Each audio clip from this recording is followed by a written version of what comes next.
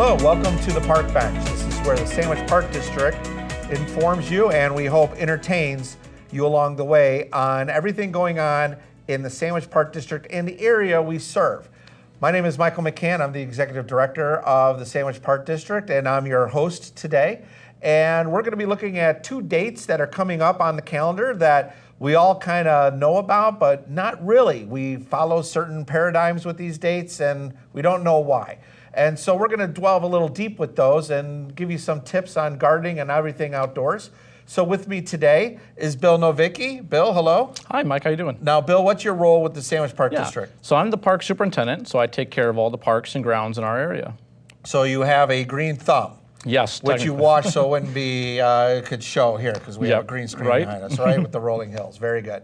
All right, so we have two dates coming up. We have Arbor Day and we have Earth Day. Which one comes first? Yeah, so Earth Day is going to be our first day on April 22nd. Okay. And then Arbor Day is that Friday, which will be April 26th. Okay, now, what's the difference? I mean, I know they all have to do with outside, but why is there two? What's the deal? So originally, Arbor Day was the first day that was started. Arbor Day started actually in 1872, a long time ago. Sterling was the guy's name that started, or Sterling Morton. Okay. And he started that day trying to promote planting trees in Nebraska. And he promoted it, he wanted to plant trees, and that day they planted over 1 million trees in Nebraska. Lots of trees. Helping kind of, conservation and taking care of our earth. That was in one day. Wow. Yeah, okay. With the volunteers and people, 1872. It's a long time ago. So then things got moved and didn't take, not until 1972 is when we actually made it a national holiday. Okay. So 100 years later, we made it a national holiday. Earth Day, on the other hand, that is going to be on the 22nd. And that did not become a national holiday until 1970. So it's 2 years before Arbor Day started. And that's promoting our, earth, conservation, recycling, anything celebrating, taking care of our planet, really, is what it is. So Arbor Day is more about trees. Exactly. Specifically. Yep. And Earth Day encompasses everything to do with the earth, from climate change to go green to recycling to gardening and everything. Taking care of our planet, exactly. Okay, very good. So now, what are some of your special ways to celebrate both days? So Earth Day, I love to go out and do as much planting, things like that, not just trees, but other things. Of course, you can do trees on Earth Day as well, but recycling, cleaning, finding different uses, anything we can do, roadside pickups, trash pickups along highways, whatever we can do to celebrate our earth and taking care of it. And that's kind of the one day of year to spring clean, if you will, is what I like to look at it, is clean up things. Like I said, just picking up trash and taking care of our planet. Okay. Arbor Day, again, celebrating trees, love to go out and plant a tree. And of course, most people don't have a lot of yard space where they can just plant trees every single year. So there's different ways you can go around, talk to local park districts, forest preserves, and donate and plant trees in those areas and participate in different events like we have coming up. So I know you keep an inventory of trees at the Sandwich Park District. How many trees do we have in all of our parks? Hundreds. To be honest, I can't give you an exact number, but we have hundreds of trees. All different varieties. Tree diversity is a big thing with us, so we try to plant as much as possible, and things that are really native to Illinois in this area, this region. Why is that so important? I hear about being native to Illinois. When people do wetland burns, when they're doing those type of things, it always comes to the forefront. It's got to be native Illinois, native Illinois. Yeah. Who cares? Why is that important? Well, what it is, it's important to, one, you have to know your landscape. You have to know where you're at. You would never want to plant a tree that's used to being in water and kind of a wet area, and you would never want to plant that in a dry area. So it's knowing your landscape, it's knowing where we are in the North America, in the United States, knowing the location we are at. You also want to look at the pollinators, the animals that feed off those trees. There are certain things that are native to this area that eat those trees or pollinate and use different varieties of those kind of plants that they need to survive on. It's all about balance. Exactly. Okay, very good. Well, we're going to talk more about balancing Arbor Day and Earth Day, but we're going to pause for the cause right now. We'll be right back.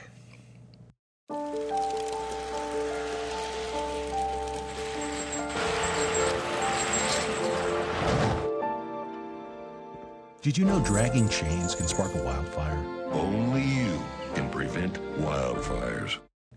Okay, we are back. We're here with Bill Novicki, or as I like to call him, Captain Planet, and he makes all of us the Planeteers, right? Sure. So, Bill, we just talked about Arbor Day and Earth Day. Yep. Now, if I've got kids, how can I celebrate Earth Day with my kids? How can I introduce this to them? So recycling is a big one that kids love to be involved with. There's a lot of things you can do, like garbage sculptures, things like that. So really finding, things you can recycle and reuse, remake, instead of just being a one-time product. What are some basic recycling? Because I'm told, I throw a pizza box out, and I'm told I can't do that. But it's cardboard and paper. What's the deal? So there's a lot of different things with recycling. It's all based on your location. It's all based on your garbage company, where you're at regionally.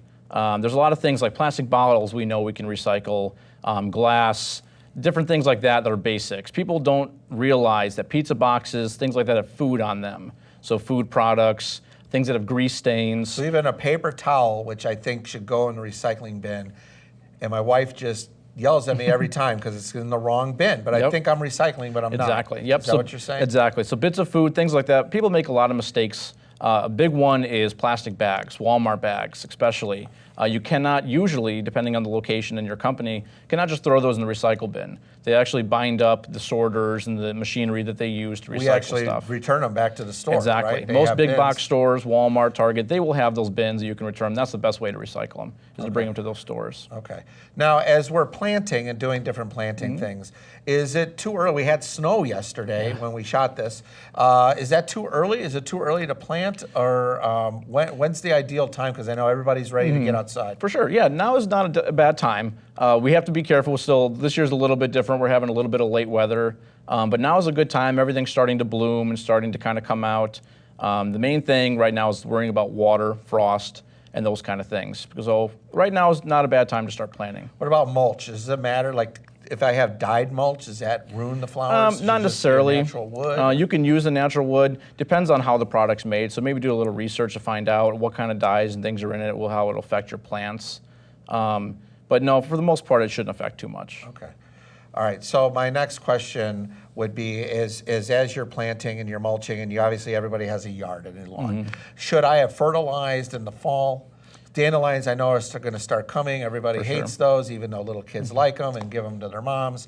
What should I do? Is it okay to fertilize now? So fertilizing in the spring is a good time. The main thing is if you have yard repair, so if you're going to be putting down grass seed, you really have to watch what you're fertilizing.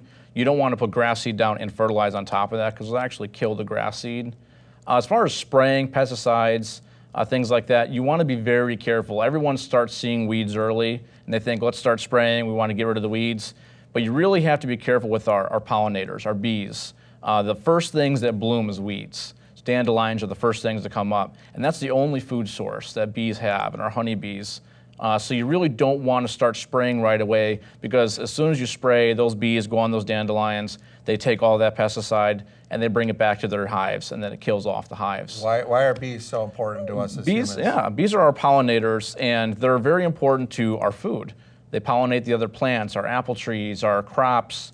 They pollinate everything. They take seeds from all over the place and help grow everything we know for food. Honey, of course, is a big one for us as well. So we want to make sure we take care of our pollinators. So once again, it's all about balance, right? Absolutely. Okay, very good. Well, thank you, Bill. We're going to come right back because you're going to tell us a little bit about a celebration that the Park District is doing with some other organizations on how everybody can celebrate Earth Day and Arbor Day right in our community. So stay tuned because we're coming right back with some great information about an event that you all can participate in.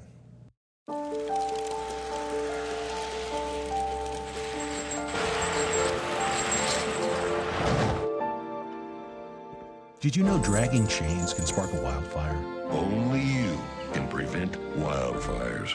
Okay, so we're talking all things green with Bill Novicki, Captain Planet himself. Bill, they say every day is Earth Day.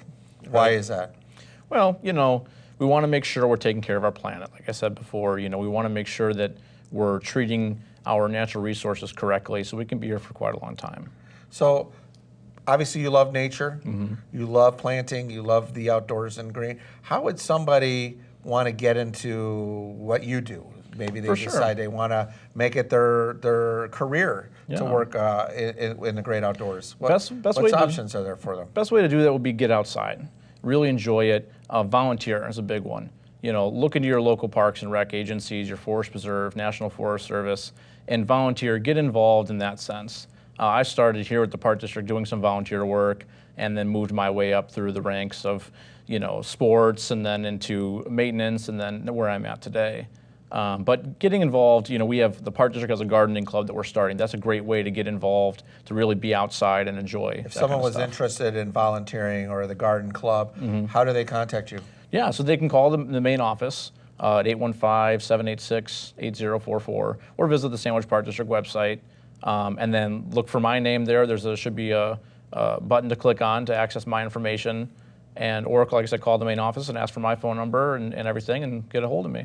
If I have low mobility, is there still opportunities for me to volunteer? Absolutely, Or if I am in charge of a group of kids, like I'm a scoutmaster or something, for sure. You have something for everybody to help out. Yep, we always have something available for everybody and every ability. Okay, now I know the Park District is celebrating Earth Day and Arbor Day with a big festival that we're planning with the library, the Schaumburg Library, and what is it called? Yeah, it's going to be our Earth Day, Arbor Day event. EcoFest is what we're calling it. That's going to be on Friday, April 26th, out at Harvey Creek Conservation Area. It's a park inside Sandwich. It's on the southeast side of town by the high school. It's going to be a great event. We're really excited about it. Every year we host this event and help celebrating Arbor Day and Earth Day both. So EcoFest, does it cost me money to do this Absolutely program? not. It's a free event. Everyone is welcome, all ages, abilities. There's something for everybody. What time do I show up? Yeah, so the event's going to start at 10 a.m. and it's going to go till noon. Okay. Now, if I bring some kids, what are some things going on at EcoFest that I'd be able to enjoy? So the first thing we're going to kind of start out with every year, we start with a tree planting. Again, celebrating that Arbor Day, Earth Day atmosphere. So what kind of trees are we planting every year? We're looking at, like we said earlier, native trees. Okay. This is a conservation park, so we really want to stick to Illinois native trees. So we're looking at oaks, hickories, hackberries, those kind of trees. We're working with the company Henrich Landscape. They donate a tree every year, very generous of them. Very nice. And they come out, do the full demonstration, show us how to plant a tree, the proper ways to maintain it and take care of it. It's a really nice aspect for them.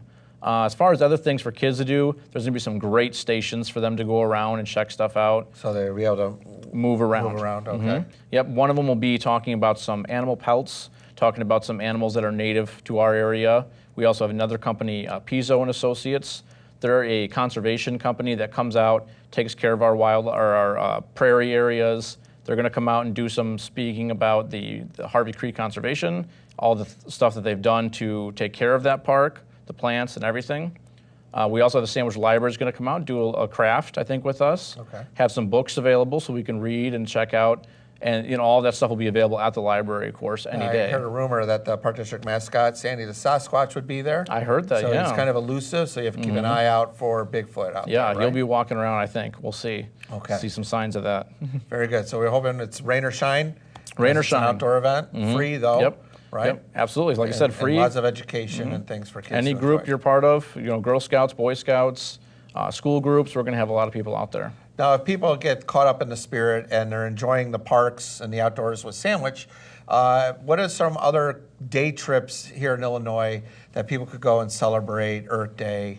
Do you have any favorites that you like to plug? Or So, like, some areas they can go, again, anything outdoors. We're celebrating Earth Day, we want to celebrate outdoors. We want to see that stuff. So places like Starved Rock or Silver Spring State Park, any of our state parks are great places to go and check out. maybe the Arboretum out The of Lyle, Arboretum, absolutely. or even the Botanic Garden.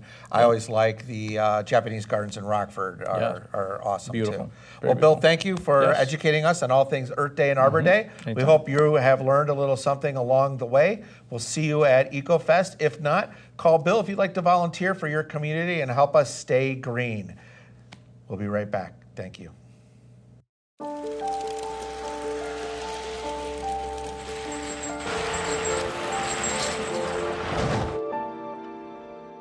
Did you know dragging chains can spark a wildfire?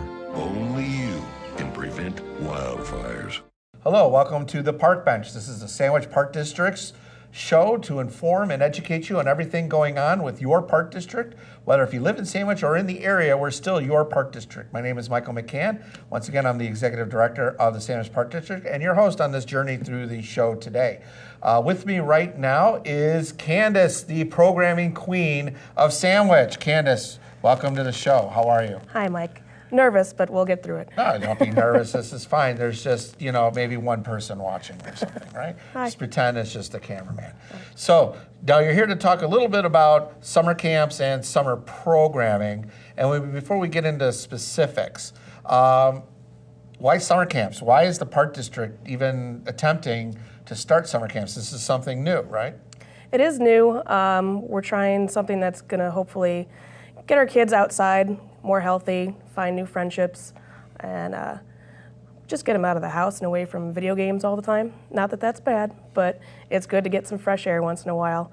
So this year we're going to try and run camps starting June 3rd through July 26th.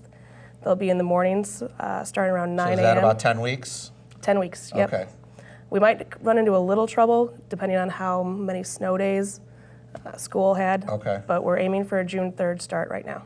Okay. And summer camps for the Park District will be held where?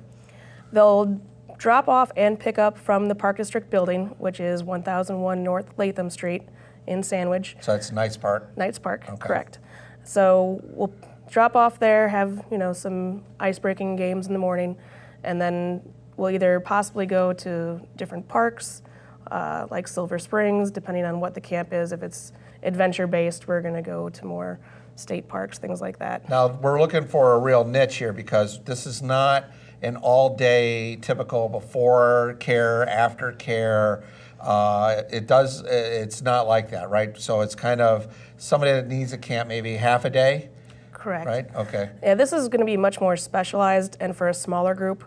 We're trying to keep it under 20 kids, so it's going to be much more hands-on, and each week is going to be themed specifically. So if you're interested in art, you don't want to come to that first week. If you're interested in the outdoors, that's the second week. We would love to have someone that does all 10 weeks. They're more than welcome, and hopefully they find different hobbies that maybe they didn't know they were interested in. Now, unique to this is kids get a free lunch True. at the end of each day. Is that right? Yes. Okay. Thanks to Illinois Food Bank, they donate all of the prepackaged and nutritional needs for each kid every day. So we will be able to, around 11:30, we'll have lunch with the kids in the park before they get picked up from their parents. And then through some sponsorships, we're keeping this at an extremely low cost. Is that? It is ridiculously cheap. It is $40 for the week if you are a resident. Per kid? Per child, and that is literally Monday through Friday, 3 hours a day, and includes lunch. Free lunch for only $40 for the week. Correct. So we're already getting a lot of classes getting filled, so you're going to want to call right away. Space is limited, and we're not just saying that to put like that marketing pressure, but we think we found something here that's a go. And our van, the way that we do transportation, we are limited to 20. And what are the ages? If I have 1 year old, can they do this camp or? No, just because we're going to be outside a lot, and in order to have equal-sized children and abilities, we're looking from 7 to 12-year-olds. Okay. They're usually the most active and can get along playing kickball to doing crafts together. And I'm planning on taking them out canoeing, and I want to make sure that my kids are safe when. So $40 a week, each kid. They get all this programming, free lunch, probably a T-shirt too. Mm-hmm. Wow, you cannot beat that deal. So we're going to be right back as we're going to drill down and get into the specific weeks of the camps. We want all kids to be interested, but if you're interested in a specific one, maybe this camp might be for you.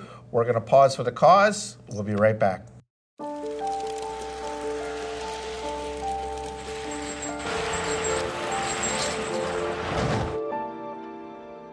Did you know dragging chains can spark a wildfire?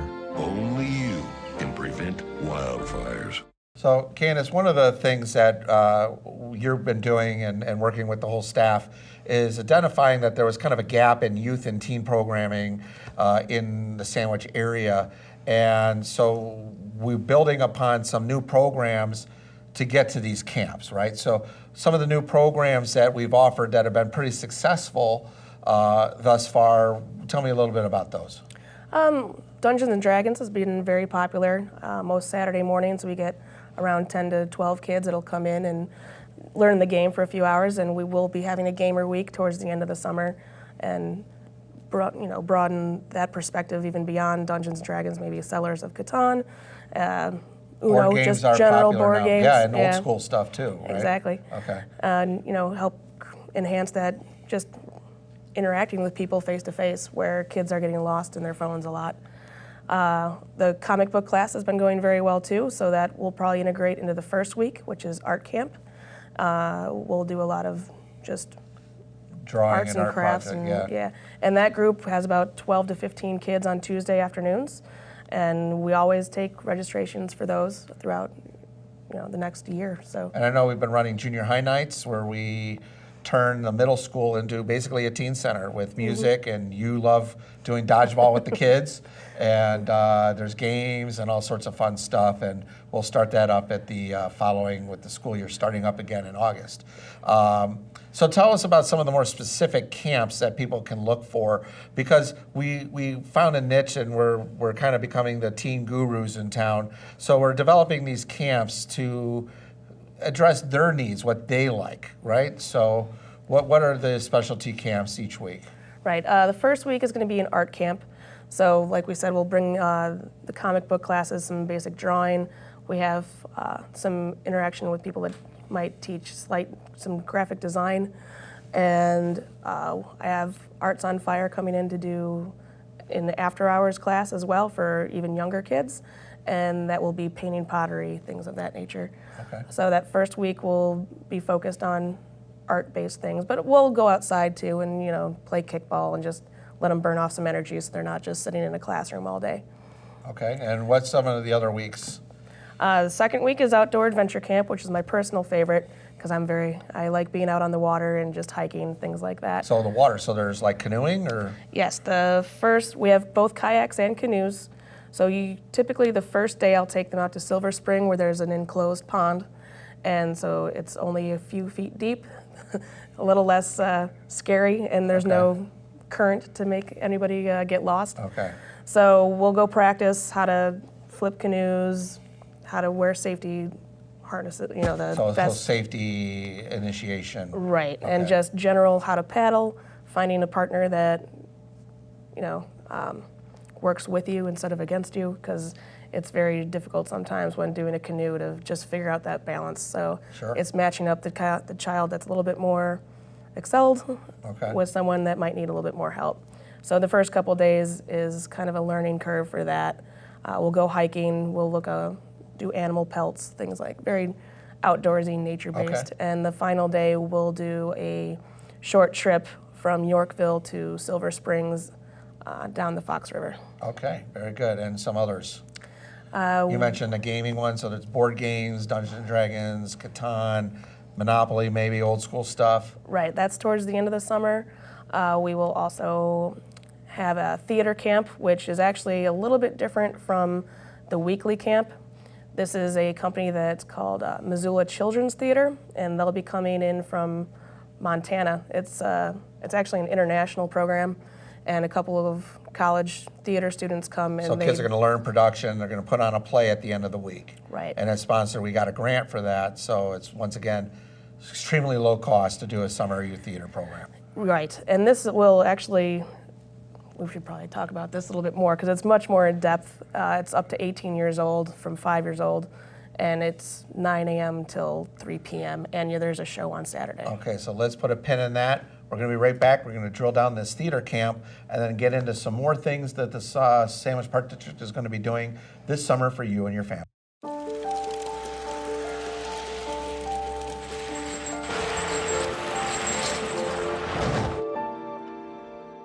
Did you know dragging chains can spark a wildfire? Only you can prevent wildfires. Hey, we're back at the Park Bench. We're here with Candace, the programming queen of the Sandwich area. And Candace was telling us about the youth theater camp, which is a little different than all of the other camps that we're offering. So it is an all-day camp? It is, yeah. This one will be more of your 9 to about 3 o'clock. It'll include lunch as well. And it's mid-June, the 25th, I believe, that week. And we'll start, this company comes out of Missoula, and that Monday they'll start auditioning, and they'll take anywhere from 6 kids to 60 kids. So we can go far beyond our regular registration for that week. And the kids learn production, acting, singing, dance. Even if they feel they don't have any talent or any experience, rather, everybody's got the talent to do this, right? Yes, there's a lot of behind the scenes as well, if they're not the type to get up on stage, kind of like me right now. But there's just so many opportunities there just to meet new people, and we don't have a strong theater group in Sandwich right now, especially for the younger kids. And we'll take up to 18 years old, especially for the more intricate lighting and things that we'll need, more mature kids to participate in. So I know one question that everybody asks now that the weather's getting warmer is, when does the splash pad open? When do we typically open the splash pad? Is that Memorial Day weekend? It's Memorial Day weekend, and I think is it the May 31st? We're going to have our first opening of the splash pad, which is going to be a fun day for the kids just to come out.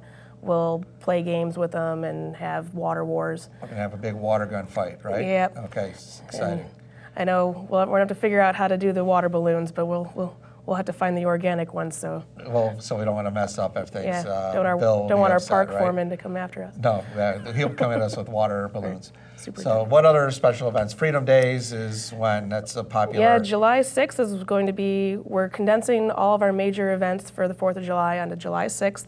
So we'll do a parade in the morning downtown. That's a Saturday. In downtown Sandwich. That starts around 9 a.m. And when we will go to downtown Sandwich is going to have a little blaze in the city. So some car shows, things of that nature. And then around 3 o'clock we'll head to the fairgrounds where we'll start having food, and there's a wrestling match from... Wrestling will be there.